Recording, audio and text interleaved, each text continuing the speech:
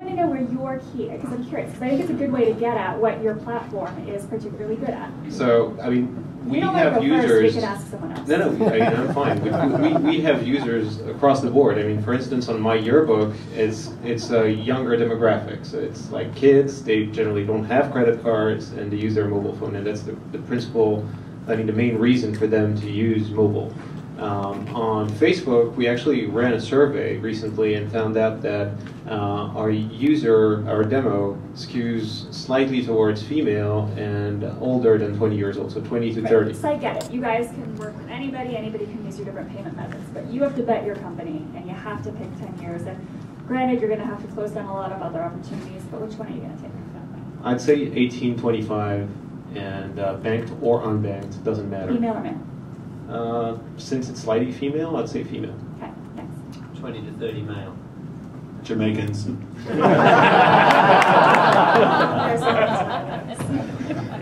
I'm actually going to go with 18 to 25, perhaps a little bit older female. I would say 20 to 30, anywhere in the world, mostly female. Okay, so let's ask, we have one male outlier there. Why is that? You know, I think the social gaming community at the moment is, you know, most of the revenue being driven by men. It's skewed slightly more to men than it is to women. The farm category is the one category that is skewed more to women, but that's one category out of many. So if I would bet my company today and there were no other games being produced from now on, I'd go for the male category. Cool. What about, is there anything else that goes into your analysis, such as fraud or anything like that, in terms of thinking about which group you would go after? I think definitely. So one example is when we first launched Social Gold, we had several countries that were banned. We blocked those countries. Users coming to those countries can't pay. So one of the countries was Indonesia. For the first 6 months, as we built a fraud expertise, users from the countries couldn't directly pay. So they typically would use proxies and try to pay and so forth. We still catch them. But now, about a week ago, we started opening up Indonesia largely because we have fraud controls in place, so we can allow users of those countries to come in and we can check and we can catch them within the transaction flow. So, so fraud definitely goes into very much in deciding which demographics and which countries and which users do we open up to. Is there, I'm curious why none of you, nobody said kids. Is it because there's, I'm just curious what your reasons are. I mean, that's an easy one for me. It's kids don't have credit cards. That's largely the predominant way we charge, do transactions. But there are a lot of prepaid gift cards and Visa gift cards and so on that are fairly common. So, but they are a smaller segment of the transactions that we see. Have any of you ever thought about launching a prepaid card or looked into it for your various companies? We support Ultimate Game Card and I think a couple of other prepaid cards. I think that kids are actually a really huge potential demographic. Right now, no, it's not monetizing that well, but though my parents and some of the companies like that are thinking really innovatively about it. Because at the end of the day, I mean, when you watch any Saturday morning TV show, you can see a lot of kids commercials because kids do influence their parents to spend money. I think on one of the panels yesterday there was a discussion about friendly fraud, kids stealing their parents' credit cards, and actually I think that's really irresponsible. I don't think it's a good thing to joke about because it does have an impact on the industry. So I do like seeing the Bill My Parents type people out there offering something that is good for these kids. Same here. I think the friendly fraud with kids is something we see on mobile, and it's just kids have cell phones. So they use them to pay for stuff online, and it's just that proportion of users have a tendency of generating more refunds because the parents find out ultimately. So we try to manage that because we just blacklist some of the numbers if they pass a certain threshold or velocity of payments, and we manage that. But it's a higher risk demo for sure. Cool. Well, I think we're going to open up to questions now. I've got strict rules. No, I have so many other things. So, any questions? Yes. For the two mobile guys, can you talk about your chargeback rates that you're seeing from the operators in the U.S. specifically?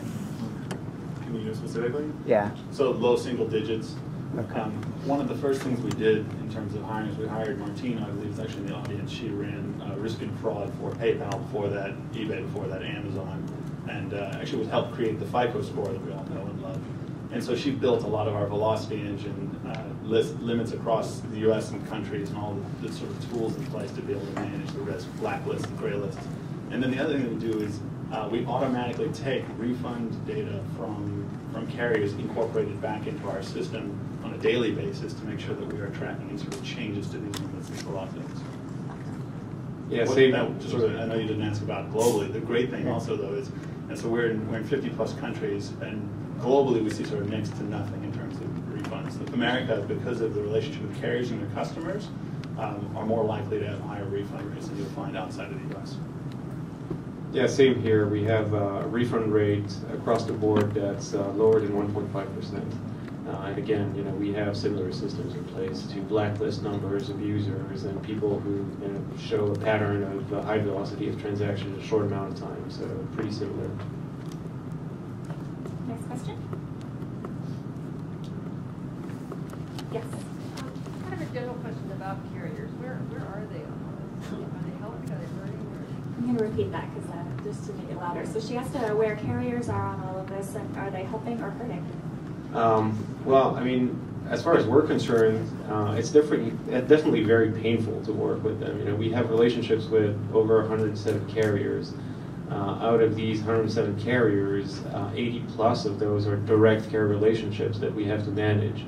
All of them have different platforms, different technologies, different ideas on how to do things. And so it's extremely complicated. And I started this company about 9 years ago. And if I had to do it all over again, I'm not sure I would. I'm happy that I sit where I am today because there's a huge barrier of entry. But working with carriers, especially directly with them, is very, very complex. So in terms of their vision on things, I think they're coming along now as to thinking that this is not wallpapers and ringtone sales, but this is a true new product. And that they need to adapt the cost structure to just increase the addressable market. And so I think I'm pretty positive that within the next 12 months, the costs are going to drastically fall. You mean the shipping costs? Yeah, the shipping costs. Yeah, exactly. So my last role was head of products for AT&T Interactive,